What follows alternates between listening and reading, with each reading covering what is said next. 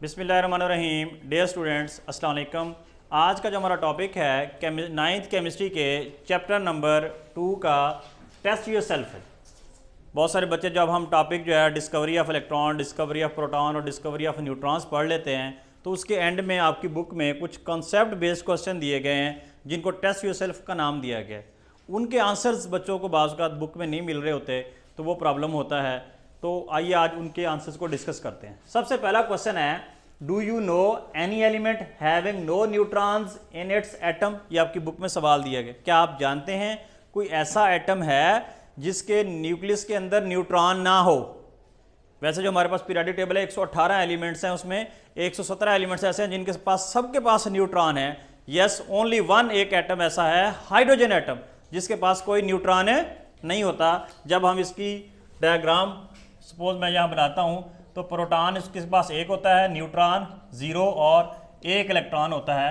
तो इसके पास no neutrons, कोई ऐसा एटम यानी हाइड्रोजन एक ऐसा एटम है जिसके पास न्यूट्रॉन्स नहीं है।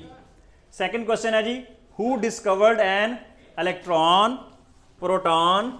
किसने इलेक्ट्रॉन डिस्कवर किया, किसने प्रोटॉन और किसने न्यूट्रॉन। ये बड़ा मशहूर ज़माना सवाल है, कई बार बोर्ड के एग्जाम में रिपीट हो चुका है और बड़ा बुनियादी सा सवाल है कि जी प्रोटॉन या आपके जो सब एटॉमिक पार्टिकल्स हैं प्रोटॉन, इलेक्ट्रॉन और न्यूट्रॉन किसने डिस्कवर किए। तो जे थॉमसन ने इलेक्ट्रॉन डिस्कवर किया। जे थॉमसन ने क्या डिस्कवर किया जी, इलेक्ट्रॉन। और गोल्डस्टेन जो थे उन्होंने डिस्कवर किया प्रोटॉन। क्या डिस्कवर किया जी, प्रोटॉन।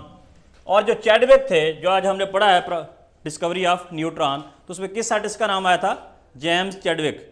तो चैडविक ने डिस्कवर किया न्यूट्रॉन। तो ये 3 साइंटिस्ट के नाम याद रखने हैं सब एटॉमिक पार्टिकल्स के लिहाज से। तीसरा क्वेश्चन है जी, how does electron differ from a neutron. कि इलेक्ट्रॉन और न्यूट्रॉन में क्या फ़र्क है। देखिए सबसे पहला फ़र्क तो ये था, हमने पढ़ा था कि जी इलेक्ट्रॉन के ऊपर क्या होता है जी, नेगेटिव चार्ज, प्रोटॉन के ऊपर होता है जी पॉजिटिव चार्ज, और न्यूट्रॉन के ऊपर हमने क्या कहा था, नो चार्ज, इसके ऊपर कोई चार्ज नहीं होता। तो पहला डिफरेंस तो ये हो गया। आप एक टेबल बना लेंगे इस तरह, जब भी डिफरेंस लिखना हो, चाहे शॉर्ट में हो चाहे लॉन्ग में हो, तो कोशिश करें इस तरह टेबल बना लें, उससे एग्जामिनर को भी आसानी होती है, आपको भी आसानी होती है। क्योंकि ये सवाल 2 नंबर का आता है इसलिए 2 पॉइंट्स लिखना ही काफ़ी है। पहला पॉइंट हमने ये लिखना है, electron is negative particle. Electron के ऊपर कौन सा चार्ज होता है, नेगेटिव। और जबकि न्यूट्रॉन के ऊपर कौन सा चार्ज होता है, नो चार्ज, यानी ये न्यूट्रल होता है। न्यूट्रल का मतलब होता है जिसके ऊपर ना पॉजिटिव चार्ज हो ना ही नेगेटिव हो, बल्कि नो चार्ज। तो पहला डिफरेंस ये हो गया। दूसरा डिफरेंस, इसकी लोकेशन के बारे में बता देंगे, ये एटम में कहाँ पाया जाता है। तो जो इलेक्ट्रॉन है, it is found in the shells around the nucleus. ये जो एटम के गिर्द शेल होते हैं, ये देखें इसके गिर्द शेल है ना, के शेल है, एल शेल है, उनमें इलेक्ट्रॉन पाए जाते हैं। जबकि जो न्यूट्रॉन होता है, it is found in the nucleus. और देखें न्यूट्रॉन कहाँ पे पाया जा रहा है, जो एटम का न्यूक्लियस है उसके अंदर होता है न्यूट्रॉन।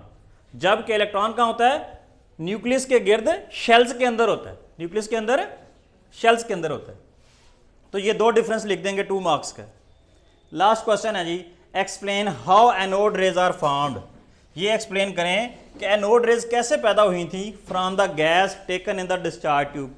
वो जो हमने डिस्चार्ज ट्यूब के अंदर गैस ली थी, उससे एनोड रेज किस तरह पैदा होती हैं।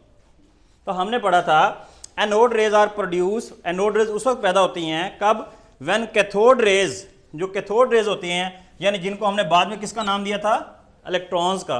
इलेक्ट्रॉन्स कोलाइड, जब ये टकराते हैं किसके साथ, विद रेजिडुअल गैस। वो गैस जो आपने डिस्चार्ज ट्यूब के अंदर भर रखी है, हमने एक्सपेरिमेंट किया था ना कि डिस्चार्ज ट्यूब के अंदर एक गैस ली है, उस गैस के जो पार्टिकल्स हैं, यानी जो उसमें से कैथोड रेज पैदा हुई थी, जब वो कैथोड रेज उस गैस के पार्टिकल्स के साथ जाकर टकराती हैं तो क्या होता है जी, molecules present in the discharge tube. तो वो जो गैस के मॉलिक्यूल उसके अंदर मौजूद होते हैं, उसके साथ जब टकराते हैं तो वो आयोनाइज हो जाती है। एक्चुअली वो क्या होती है, बेसिकली होता ये है, मिसाल के तौर पर ये वो एम हम कहते हैं, आपकी बुक में भी एक रिएक्शन दिया गया है।